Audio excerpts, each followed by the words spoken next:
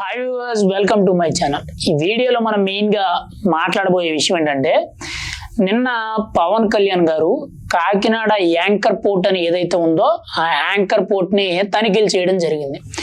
ఈ నేపథ్యంలో చూసుకుంటే దాదాపుగా 640 టన్నుల బియ్యం అనేది షిప్పుల్లోకి ఎక్స్పోర్ట్ అవుతుంది. అంటే ఇక్కడ ఆంధ్రప్రదేశ్ ప్రభుత్వం ఏదైతే రేషన్ బియ్యం కింద ఇచ్చిన బియ్యం ఏవైతే ఉన్నాయో అవన్నీ కూడా తినని వాళ్ళు ఎవరైతే ఉంటారో వాళ్ళందరూ కూడా 10 నుంచి 15 రూపాయల రేటు మధ్యలో కొంతమంది దళారీలకు అమ్మడం జరుగుతుంది. ఆ దళారీలు వేరే వ్యక్తులకి ఒక 25-30 రూపాయల వరకు కూడా పైన ఒక 5-10 రూపాయలు లాభం వేసుకొని ఆ బియ్యాన్ని వాళ్ళకి అమ్మడం జరుగుతుంది. వాళ్ళు ఒక పెద్ద ఏజెన్సీలు, అంటే ఎవరైతే పెద్ద రైస్ మిల్ ట్రేడ్స్ ఉంటాయో, మెయిన్గా కాకినాడకు చెందిన ద్వారంపూడి చంద్రశేఖర్ సంబంధించిన కొన్ని రైస్ మిల్లు ఏవైతే ఉన్నాయో అలాంటి రైస్ మిల్లుకి ఇలాంటి కింద స్థాయి వ్యక్తులు, మధ్యలో ఉండే దళారీలు వాళ్ళకు ఒక రేటు చొప్పున అమ్ముతారు.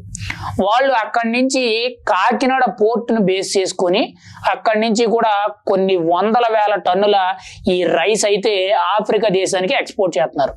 ఎందుకు అనంటే ఆఫ్రికా దేశంలో బియ్యం దొరకడం అనేది కష్టం. వాళ్ళకి బియ్యం అనంటే పండగ, ఎందుకనంటే బంగారం లాగా. మనకి ఏదైతే ఇక్కడ ఎక్కువైపోతుందో మనం కాలుతో తన్నుతాం, కానీ వాళ్ళకి ఆ మెతుకులే తినడానికి లేవు కాబట్టి వాళ్ళకి అదే బంగారం. కాబట్టి వాళ్ళు 70 రూపాయలు రేటు చేసిన ఒక కేజీ బియ్యం అనేది 70 రూపాయలు రేటు చేసి ఆ దేశం కొనడం జరుగుతుంది. గత 5 ఏళ్ళు కూడా వైఎస్ఆర్సీపీ ప్రభుత్వంలో ఎన్నో అవినీతులు జరిగినాయి అన్నది వాస్తవం, మనం ఎక్కడ వింటానే ఉన్నాం. గతంలో కూడా అంటే నాదెండ్ల మనోహర్ ఎప్పుడైతే పౌర సరఫరాల శాఖ మంత్రిగా ఛార్జ్ తీసుకున్నారో వెంటనే కూడా కాకినాడ పోర్టులో ఇలాంటి గతంలో 45,000 మెట్రిక్ టన్నులు ఎంతో పట్టుకోవడం జరిగింది. అలా 2 సార్లు పట్టుకోవడం జరిగింది. 2-3 రైస్ మిల్ని సీజ్ చేయడం కూడా జరిగింది. అయినా కూడా ఈ అక్రమాలు ఏవైతే ఉన్నాయో, ఈ అవినీతి బియ్యం ఏదైతే ఎక్స్పోర్ట్ చేస్తున్నాయో ఇవన్నీ కూడా ఎక్కడా కూడా ఆగట్లేదు.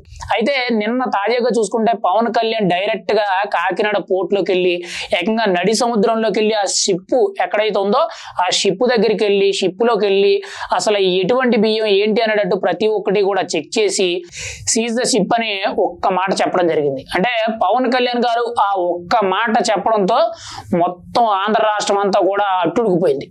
గంటల వ్యవధిలోనే, కేవలం ఆయన మాట అన్న కొద్ది గంటల్లోనే వెంటనే కూడా ఆ న్యూస్ అనేది నేషనల్ మీడియాకి ఎక్కేసింది. ఏకంగా ట్విట్టర్లో అయితే ట్రెండింగ్లో ఉంది, ట్రెండింగ్ టాప్ 1లో ఉంది. సీజ్ ద షిప్ అనే వర్డ్ ఏదైతే ఉందో ఆ వర్డ్ అనేది పవన్ కళ్యాణ్ నోటి వెంట వచ్చింది, నవ్వుకుంటూ చెప్పాడు. మళ్ళీ ఆయన వర్డ్ చెప్పగానే మొత్తం ట్రెండింగ్ అయిపోయింది. అంటే ఇక్కడ కాకినాడ పోర్ట్లో ఏదైతే జరిగిందో దాన్ని చాలా క్లుప్తంగా పవన్ కళ్యాణ్ అయితే ఒక్క మాటతో నేషనల్ మీడియా అంతా కూడా దేశం మొత్తం కూడా తెలిసే విధంగా ఆయన ఒక్క ఓడ్ అనడం జరిగింది. సీజ్ ద షిప్ అని ఏదైతే అన్నారో ఆ మొక్కతో దెబ్బకి మొత్తం కాకినాడ పోర్టులో ఏమేం జరుగుతున్నాయి అనేటట్టు చాలా వరకు కూడా క్లారిటీ వచ్చింది. గతంలో నాదెండ్ల మనోహర్ వెళ్ళేటప్పుడు కూడా కొంతమంది క్లారిటీ వచ్చింది, కానీ పూర్తి స్థాయిలో అనేది అవగాహన రాలేదు. కానీ ఈరోజు పవన్ కళ్యాణ్ గారు ఎప్పుడైతే డైరెక్ట్ గా ఫీల్డ్ లో దిగారో దెబ్బకి అక్కడ జరుగుతుందంతా కూడా జనాలకు అర్థమైపోయింది. అంటే ఇక్కడ ఎలా ఉందనంటే గ్రౌండ్ లెవెల్లో ఈ రేషన్ బియ్యం ఎవరైతే తీసుకుంటారో ఆ తీసుకున్న వాళ్ళు తినరు. కాబట్టి కొంతమంది ఆ తినని వాళ్ళు ఎవరికో చుట్టుపక్కల ఉండే రైస్ వ్యాపారం చేసుకున్న వాళ్ళకి 10 నుంచి 15 రూపాయలు రేట్ చేసిన అమ్మేస్తే వాళ్ళు 20 నుంచి 35 రూపాయలు అలా రేట్లో అమ్మేస్తే వాళ్ళు మెయిన్ గా ఈ ద్వారంపూడి చంద్రశేఖర్కి సంబంధించిన రైస్ మిల్లు ఏవైతే ఉన్నాయో అలాంటి పెద్ద రైస్ మిల్లు ఏవైతే ఉన్నాయో వాటికి అమ్మడం జరిగింది. మళ్ళీ వాటిలో ఒక్కసారి రీసైకిల్ చేసేసి వాటిలో ప్యాకేజింగ్ మార్చేసి మొత్తం కూడా ఇతర దేశాలకు ఎక్స్పోర్ట్ చేస్తున్నారు. ఇక్కడ వాళ్ళ పెట్టుబడి ఏంటంటే ఎంత తక్కువ అంటే ఒక రకంగా చెప్పాలంటే జీరో పెట్టుబడి, కానీ వీళ్ళకి వచ్చే లాభం కోట్లలో వస్తుంది. ఇప్పుడు వీళ్ళు దళారీల దగ్గర నుంచి ఒక 40 రూపాయలకు కొన్నా కానీ వీళ్ళు షిప్పుల్లో అక్కడ తీసుకెళ్ళడానికి ఒక 10 రూపాయలు ఖర్చు అయినా కానీ 20 రూపాయలు ఇంకా వీళ్ళకి ప్లస్ ఉంటుంది. కేజీ బియ్యం మీద వీళ్ళకి 20 రూపాయలు మిగిలిన కానీ కొన్ని వేల మెట్రిక్ టన్నులు అనేవి బయట దేశాలకు ఎక్స్పోర్ట్ చేస్తున్నారు. అంటే ఇది ఎంత దారుణం అని అంటే ఇక్కడ మన దేశ సంపద అంతా కూడా పంపించేటివే కాకుండా మన దేశానికి దరిద్రుల కింద ద్రోహం చేసే వాళ్ళు మన దేశంలోనే ఉన్నారు. వాళ్ళు కోట్లు సంపాదించుకోవడానికి నిరుపేదలకు ఇచ్చే బియ్యం ఏవైతే ఉన్నాయో అవి ఇష్టానుసారంగా పైకి ఎక్స్పోర్ట్ చేస్తున్నారు.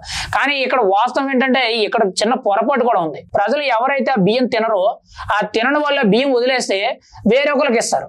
కానీ వాళ్ళు తినకపోయినా సరే రేషన్ షాప్ నిండా బియ్యం తీసుకొచ్చి ఇలా బయటకు అమ్ముకోవడం జరుగుతుంది. 100-200 వస్తాయని చెప్పి అమ్ముకోవడం జరుగుతుంది. కానీ ఈ వీళ్ళు అమ్మే బియ్యం వల్ల బయట ఒక పెద్ద మాఫియా నడుస్తుంది. కొన్ని వేల కోట్ల టర్నోవర్ జరిగే మాఫియా నడుస్తుంది. ఇవాళ పవన్ కళ్యాణ్ గారి దెబ్బతో మొత్తం అంతా కూడా కాకినాడ పోర్టులో ఏం జరుగుతుంది అనేటట్టు మొత్తం బయట పెట్టడం జరిగింది. ఆయన ఏదైతే సీజ్ ద షిప్ అనే ఒక్క మాట అన్నాడో ఆ ముక్క అంతా కూడా ఇప్పుడు ట్రెండింగ్ లో అయిపోయింది. పైగా ఇక్కడ ఆశ్చర్యకరం ఏంటంటే గత 2 నెలల నుంచి కూడా కాకినాడ పోర్టుకు సంబంధించి ప్రతి ఒక్కటి కూడా పరిశీలించడానికి పవన్ కళ్యాణ్ వస్తానంటే అధికారులు కూడా అడ్డపడుతున్నారంట. మరి ఆ అధికారులు ఎంతో మంది లంచం తింటున్నారు. పైగా నిన్న పవన్ కళ్యాణ్ వస్తుంటే ఎస్పీ లీవ్ లో ఉన్నారని చెప్పి ఆయన నేరుగా చెప్పడం జరుగుతుంది. అంటే అధికారులు కూడా కావాలని అడ్డదారులు తొక్కేస్తున్నారు. ఏవో ముడుపులు అందుతున్నాయి, ఎంతో కొంత అందుతున్నాయి, మన జోబులు నిండుతున్నాయి, అక్కడ ఏం జరిగితే మనకి ఎందుకు అనేటట్టు.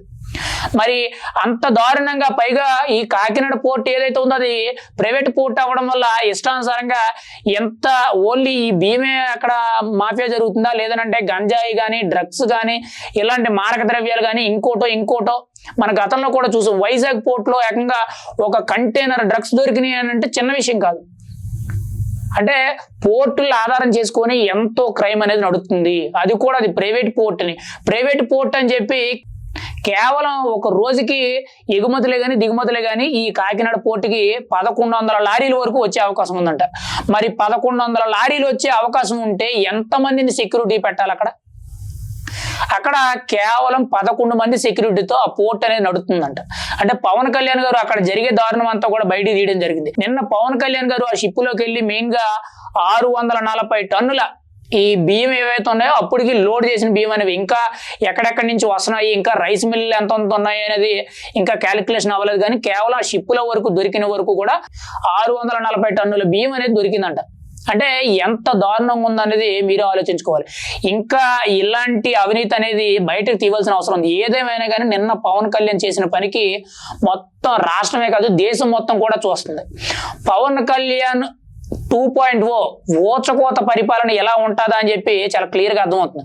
మొన్న ఏదైతే పిఠాపురం సభ నుంచి కూడా పవన్ కళ్యాణ్ గారిలో చాలా చేంజ్ వచ్చింది. 2 సార్లు ఢిల్లీ వెళ్ళడం, మహారాష్ట్ర ఎన్నికల పర్యటనలు, ఇటు మెయిన్ గా చూసుకుంటే రాష్ట్రంలో ఏవైతే జగన్మోహన్ రెడ్డికి సంబంధించిన సరస్వతి భూముల పర్యటనలే కానీ, ఇక్కడ చూసుకుంటే ఈ కాకినాడ పోర్టుకు సంబంధించే కానీ ఇలా అది ఇదనేం లేదు. ప్రతి ఒక్కటి కూడా చాలా బలంగా పట్టుకోవడం జరుగుతుంది. ఖచ్చితంగా రాబోయే రోజుల్లో పవన్ కళ్యాణ్ 2.0 అనేటట్టు చూపెడతాడు. ఖచ్చితంగా ఓచకోత మొదలవుతుంది. మొదటి 6 నెలల్లో కూడా ఎక్కడ ఏం జరుగుతుంది అనేటట్టు ప్రతిదీ కూడా రివ్యూ చేసుకోవడం జరిగింది. 6 నెలలు దాటిన నుంచి కూడా పవన్ కళ్యాణ్ ఓచకోత మొదలు పెట్టాడు అనడానికి నిన్న ఈ కాకినాడ పోర్ట్ లో జరిగిన ఏదైతే ఈ సంఘటన ఉందో దానికి సంబంధించిన పూర్తి వివరాలన్నీ కూడా పవన్ కళ్యాణ్ బయట పెట్టాడో ఇదే ఒక నిదర్శనం. ఒక్క దెబ్బతో నేషనల్ మీడియా అంతా కూడా ఇటు మొత్తం తెలుగు రాష్ట్రాల్లో ఎంత భారీ అవినీతి జరుగుతుంది అనేటట్టు చూపించడం జరిగింది. అంతేకాకుండా పవన్ కళ్యాణ్ ఈ ఇన్సిడెంట్ ని మెయిన్ గా అమిత్ షా గారి దృష్టికి, మెయిన్ గా మోడీ గారి దృష్టికి, కేంద్ర ప్రభుత్వం దృష్టికి తీసుకువెళ్ళడం జరుగుతుంది. ఖచ్చితంగా రాబోయే రోజుల్లో ఇదే కంటిన్యూ అయితే మాత్రం పవన్ కళ్యాణ్ గారు అసలు ఓచకోత అనేది మామూలుగా ఉండదు. మనం యాక్చువల్లీ భరత్ అని నేను లేకపోతే ఒకే ఒక్కడే ఇలా కొన్ని సినిమాల్లో లీడర్ సినిమాల్లో చూస్తూ ఉంటాం. కానీ అలాంటి క్యారెక్టర్ ని రియల్ లైఫ్ లో చూడాలనంటే ఇండియాలోనే వన్ అండ్ ఓన్లీ పొలిటీషియన్ ఎవరైనా ఉన్నారంటే అది కేవలం పవన్ కళ్యాణే. నిజ జీవితంలో ఇలా అవినీతిని నేరుగా వెళ్ళి పట్టుకొని బయటకు తీసి దాని వెనకాల ఉన్న వాళ్ళు ఎవరినైనా వదలను అనేటట్టు మాట్లాడడం. నిన్న ఆయన సీజ్ ద షిప్ అనేటప్పుడు మెయిన్ గా ఒక వర్డ్ చెప్పారు, ఎవరు వస్తారా రండి చూసుకుందాం, సెంట్రల్ గవర్నమెంట్ నుండి ఎంత ప్రెజర్ ఉన్నా నేను చూసుకుంటాను అన్నాడు ఆయన. అంటే ఆయన ధైర్యానికి మెచ్చుకోవాలి. అక్కడ రాబోయే రోజుల్లో ఆంధ్రప్రదేశ్ లో రాజకీయం అనేది అపోజిషన్ లో ఎవరైతే ఉన్నారో, అంటే పవన్ కళ్యాణ్ కి ఎవరైతే అపోజిట్ లో ఉన్నారో వాళ్ళందరూ కూడా భయపడే పొజిషన్ వస్తుంది. వాళ్ళు చేసిన ప్రతి తప్పుని కూడా బయట పెట్టి మామూలుగా కాదు అసలు ఓచకోత కింద వెళ్తుంది. అసలు దీనికి మాటలే లేవని మనం అయితే చెప్పుకోవచ్చు.